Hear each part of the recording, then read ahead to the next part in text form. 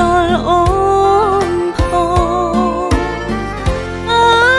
ណាត់ខ្លាំងតែ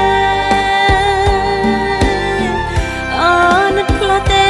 ណាស្នេហ៍ស្នង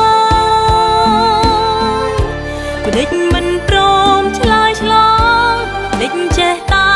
បែកខ្នងការនោះល្អងបំណងយ៉ាងណា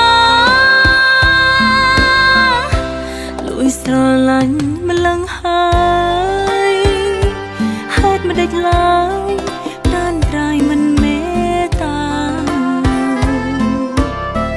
ពីងមួយខ្លីនៃថាស្នេហា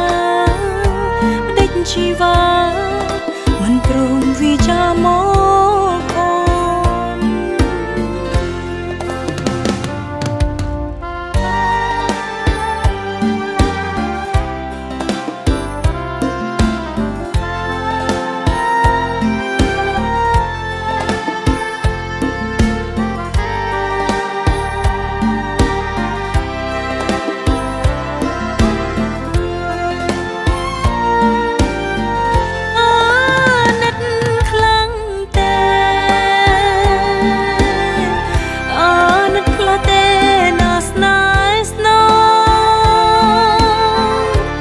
ដេចមិនព្រមឆ្លើយឆ្ល